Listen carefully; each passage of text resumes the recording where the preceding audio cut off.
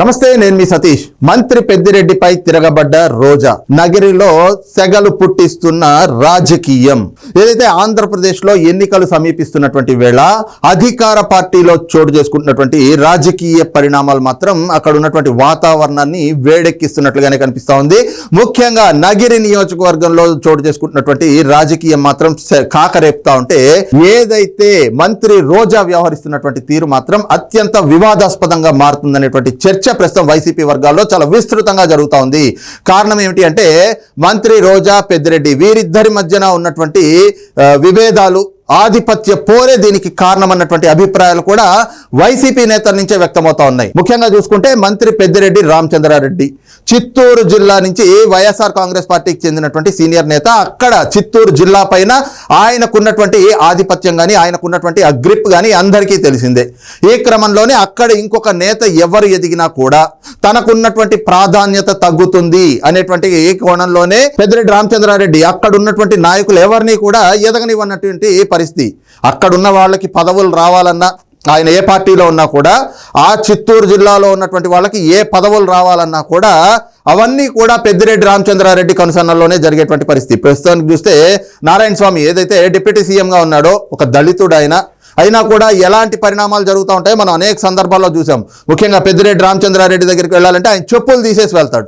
అలాగే పెద్దిరెడ్డి రామచంద్రారెడ్డి కూర్చుని ఉంటే ఈయన నిలబడుకుని చేతులు కట్టుకుని ఉంటాడు. వాస్తవానికి చూస్తే పెద్దిరెడ్డి రామచంద్రారెడ్డి కంటే కూడా ఏదైతే డిప్యూటీ సీఎంగా ఉన్నటువంటి నారాయణ స్వామికి ఉన్నటువంటి క్యాడర్ పెద్దది, ఆయనకు ఉన్నటువంటి డెసిగ్నేషన్ పెద్దది. కారణం ఏమిటి అంటే, డిప్యూటీ సీఎం మంత్రి పెద్దిరెడ్డి రామచంద్రారెడ్డి కేవలం మంత్రి మాత్రమే, కానీ ఇక్కడ ఈయన డిప్యూటీ చీఫ్ మినిస్టర్. అయినా కూడా పెద్దిరెడ్డి రామచంద్రారెడ్డి దగ్గరికి వెళ్తే ఈయన నిలబడుకుని ఉంటాడు, చేతులు కట్టుకుని ఉంటాడు, చెప్పులు తీసేసి వెళ్తాడు.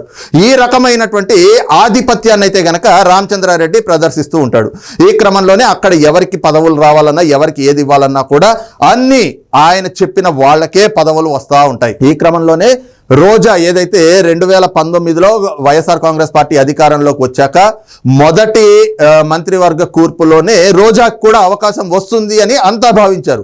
కానీ ఆ రోజున పెద్దిరెడ్డి రామచంద్రారెడ్డి జోక్యం వల్లనే, ఆయన ప్రమేయం వల్లనే రోజాకి మంత్రి పదవి దక్కలేదు అనేటువంటి చర్చ అటు రోజా అనుచరగణంలో కానీ, పార్టీ వర్గాల్లో కానీ, లేదంటే బయట కూడా రాజకీయ వర్గాల్లో కూడా పెద్ద ఎత్తున చర్చ జరిగినటువంటి పరిస్థితి. అయితే రెండోసారి, అంటే ఏదైతే రెండోసారి మంత్రివర్గ పునర్వ్యవస్థీకరణ జరిగిందో అప్పుడు మాత్రం జగన్మోహన్ రెడ్డి సహజంగా ఎవరి మాట విండు కదా, మంత్రిగా రోజాకి అవకాశం కల్పించారు. అయితే ఆ సమయంలో కూడా పెద్దిరెడ్డి రామచంద్రారెడ్డి ఎంతగానో దాన్ని అడ్డుకునేటువంటి ప్రయత్నాలు చేశారు అనేటువంటి కొన్ని చర్చలు కూడా ఉన్నాయి. అయితే ఇక్కడ ఈ పరిణామాలన్నీ ఒకవైపు జరుగుతూ ఉంటే, వీరిరువురి మధ్యన కూడా విభేదాలైనటువంటిది తారాస్థాయికి చేరుతా ఉన్నాయి. ముఖ్యంగా చూసుకుంటే పెద్దిరెడ్డి రామచంద్రారెడ్డికి రోజా అంటే పడదు, రోజాకి పెద్దిరెడ్డి రామచంద్రారెడ్డి అంటే పడదు. వీరిద్దరి మధ్యన కూడా ఒక వైరం లాగా తయారైంది. ఈ అంశం జగన్మోహన్ రెడ్డికి తలనొప్పిగా మారుతా ఉంది. దీంతో ఆయన ఏదైతే మంత్రిగా రోజాకి అవకాశం కల్పించిన తర్వాత ఆయన వీరిద్దరి మధ్యన కూడా ఏదైతే ఐక్యతా రాగం పోరాలి అని చెప్పేసి వీరిద్దరిని ఐక్యం చేసేందుకు రోజాని పెద్దిరెడ్డి రామచంద్రారెడ్డి దగ్గరికి పంపించడం. ఆ సమయంలో ఈమె పెద్దిరెడ్డి దగ్గరికి వెళ్ళి ఆయన కాళ్ళకి దండం పెట్టి, అన్న ఇప్పుడు వరకు జరిగిపోయింది, ఇక నుంచి కలిసి పనిచేసుకుందాం అని చెప్పినటువంటి పరిణామాలు ఇవన్నీ చూసాం. అయితే ఇక్కడ ఇప్పుడు జరుగుతున్నటువంటి పరిణామం ఏంటి అంటే, ఏదైతే 2019లో అధికారంలోకి వచ్చిన తర్వాత, పార్టీ అధికారంలోకి వచ్చి ఎమ్మెల్యేగా రోజా విజయం సాధించిన తర్వాత అప్పటి నుంచే ఏదైతే నగిరి నియోజకవర్గంలో ఉన్నటువంటి ద్వితీయ శ్రేణి నాయకులందరినీ కూడా అణిచివేసేటువంటి ధోరణిలో ఆవిడ వ్యవహరిస్తూ ఉన్నారు. కారణం ఏమిటి అంటే, వాళ్ళంతా కూడా పెద్దిరెడ్డి అనుచరులు, పెద్దిరెడ్డి చెప్పిన మాట వినేటువంటి వ్యక్తులు. తాను వైఎస్ఆర్ కాంగ్రెస్ పార్టీలోకి ఎప్పుడైతే వచ్చిందో అప్పటికే పెద్దిరెడ్డి అనుచరులంతా కూడా అక్కడ ఉన్నటువంటి వాళ్ళు, ముఖ్యంగా వాళ్ళంతా కూడా ఎక్కడి నుంచి వచ్చిన వాళ్ళు, కాంగ్రెస్ నుంచి పెద్దిరెడ్డి తోటి కలిసి ట్రావెల్ చేస్తున్న వాళ్ళే. చిత్తూరు జిల్లాలోని ఏ నియోజకవర్గానికి వెళ్ళినా కూడా అక్కడ ఖచ్చితంగా పెద్దిరెడ్డి తాలూకు అనుచరులు అనేటువంటి వాళ్ళు ఉంటారు. వాళ్ళే అక్కడ కీలక పాత్ర పోషిస్తూ ఉంటారు ఆ పార్టీలో. అలాగే కాంగ్రెస్ నుంచి ట్రావెల్ అవుతూ వస్తున్న వాళ్ళు, సీనియర్ నాయకులుగా ఉన్నటువంటి వాళ్ళు. రోజాకైతే అక్కడ ఇన్ఛార్జిగా అక్కడ ఆవిడ్ని ఎంపిక చేసి ఆవిడ్ని ఎమ్మెల్యేగా అభ్యర్థిగా కూడా ప్రకటించినప్పటికీ నాయకత్వం అంతా కూడా పెద్దిరెడ్డి మనుషులు అయిపోయి ఉన్నారు. దీంతో ఆవిడ ఎన్నికలు అయ్యే వరకు ఏం మాట్లాడకుండా సైలెంట్గా ఉండి ఎన్నికల్లో విజయం సాధించి పార్టీ అధికారంలోకి వచ్చినటి నుంచి మాత్రం వాళ్ళ పైన ఆధిపత్యం ప్రదర్శించేటువంటి ధోరణిలో ఆవిడ వ్యవహరిస్తూ ఉండడం. ఈ క్రమంలోనే ఎవరిని కూడా సహజంగా ఎవరైనా ఏమనుకుంటారు, అందులోని వైఎస్ఆర్ కాంగ్రెస్ పార్టీలో ఉండేటువంటి నాయకులు ఏం చూస్తారు, అధికారం చేతికి వచ్చాక మరి మన నాయకుడే ఆ స్థాయిలో దోపిడీ చేస్తూ ఉంటే మనం కూడా ఎంతో కొంత సంపాదించుకోవాలి అనేటువంటి ఆలోచన ఉంటుంది కదా. ఈ క్రమంలోనే అక్కడ వైసీపీలో ఉన్నటువంటి సెకండ్ గ్రేడ్ నాయకత్వానికి ఎవరికి కూడా సంపాదించుకునేటువంటి అవకాశం కూడా రోజా ఇవ్వట్లేదు. అదే సమయంలో రాజకీయంగా కూడా వాళ్ళని అణిచివేసేటువంటి ధోరణిలో ఆవిడ వ్యవహరిస్తూ ఉంది. ఈ క్రమంలో ఒక్కొక్కరిగా కూడా ఉన్నటువంటి 5 మండలాల్లో నాయకులు కూడా ఒక్కొక్కరిగా ఆవిడకి దూరం అవుతూ వస్తున్నటువంటి పరిస్థితి, ఆవిడ పైన వ్యతిరేకత పెంచుకుంటూ వచ్చినటువంటి పరిస్థితి. కారణం ఏమిటి అంటే ఆవిడ ప్రదర్శిస్తున్నటువంటి ఆధిపత్యం, ఆవిడ ఏదైతే ఆధిపత్య ధోరణిలో వ్యవహరిస్తూ ఉన్నారో అది అక్కడ ఉన్నటువంటి నాయకులకి నచ్చట్లేదు. అదే సమయంలో చూస్తే 2 సార్లు ఆవిడని మేము గెలిపించినా మమ్మల్ని కనీసం ఎక్కడా కలుపుకొని పోవట్లేదు. అందులోనూ ఎన్నికలు దగ్గర పడినటువంటి వేళ, ఎన్నికల సమయంలో ఏ నాయకుడైనా కూడా ఏం చేస్తారు, ఖచ్చితంగా ఉన్నటువంటి క్యాడర్ మొత్తాన్ని కూడా అక్కడ ఏమైనా డిస్టర్బెన్స్లు ఉంటే వాటన్నిటినీ సర్ది చెప్పుకొని వాళ్ళందరినీ కలుపుకుని ఎన్నికల్లో ముందుకు వెళ్దామని చూస్తారు. కానీ మంత్రి రోజా గారు మాత్రం ఇక్కడ ఆ విధమైనటువంటి వ్యవహార శైలి ఎక్కడా కనబరచట్లేదు.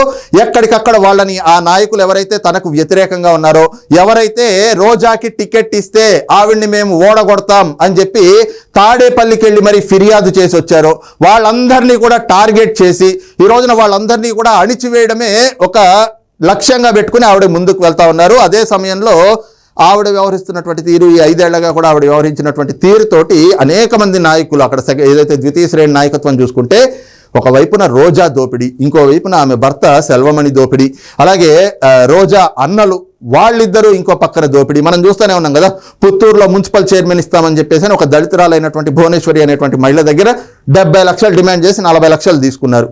అలాగే చూస్తే ఏదైతే నగిరికి సంబంధించినటువంటి మున్సిపల్ మాజీ చైర్మన్ ఆయనతోటి కూడా వీళ్ళకు వైరం, అలాగే ఎంపీటీసీ మురళీధర్ రెడ్డి, అలాగే జెడ్పీటీసీ ఇంకొక రెడ్డి, అలాగా మొత్తం 5 మండలాల్లో ఉన్నటువంటి నాయకులందరితో కూడా రోజాకి వైరమే. ఎవరిని కూడా కలుపుకెళ్లేటువంటి ధోరణి కాదు. అందులోనూ ఆవిడ మాట్లాడేటువంటి విధానాలతో కూడా పార్టీకి జరుగుతున్నటువంటి డ్యామేజ్ని వాళ్ళు ఎప్పటికప్పుడు ఆవిడ దృష్టికి తీసుకొచ్చేటువంటి ప్రయత్నం చేసినా ఎక్కడా ఆవిడ వాళ్ళకి అందుబాటులో ఉండదు. ఏదున్నా కూడా రోజా భర్త సీన్లోకి ఎంటర్ అవుతారు, రోజా అన్నలు ఎంటర్ అవుతారు తప్పితే మరి ఆవిడ్ని గెలిపించినటువంటి మమ్మల్ని కూడా ఆవిడ కలవదా అనేటువంటి ఒక ఆగ్రహం కూడా, ఒక ఆవేదన కూడా అక్కడ ఉన్నటువంటి పార్టీ నాయకుల్లో కనిపిస్తూ ఉంది.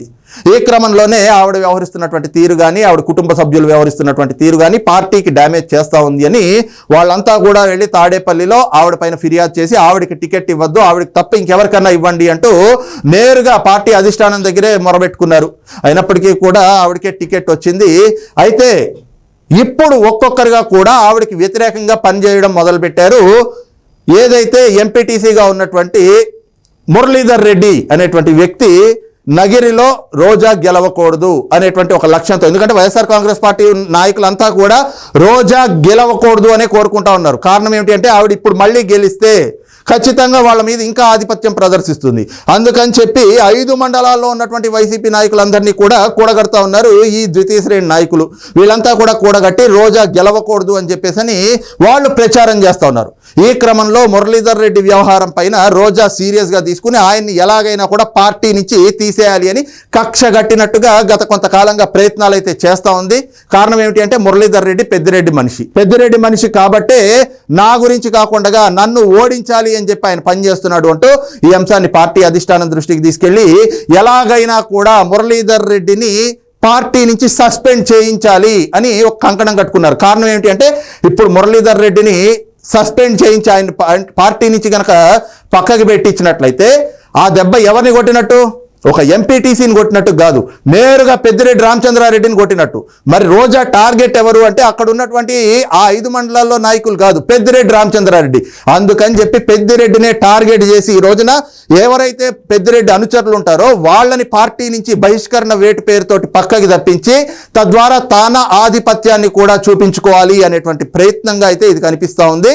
ఈ క్రమంలోనే నేరుగా పెద్దిరెడ్డిని ఢీకొనడానికి రోజా ఈ రకమైనటువంటి చర్యలు చేస్తున్నట్టుగా కూడా కనిపిస్తోంది. అయితే అందులో ఇంత రోజా సక్సెస్ అయిందనే చెప్పుకోవాలి. కారణం ఏమిటంటే మురళీధర్ రెడ్డిని ఇప్పుడు పార్టీ సస్పెన్షన్ పేరుతోటి వేటు వేసి ఆయన అయితే పక్కన పెట్టింది. మరి ఈ దెబ్బ ఖచ్చితంగా పెద్దిరెడ్డి రామచంద్రారెడ్డికే తగులుతుంది కదా. ఈ క్రమంలోనే జరుగుతున్నటువంటి పరిణామాలపైన పెద్దిరెడ్డి కూడా ఒకంత సీరియస్గా ఉన్నారు.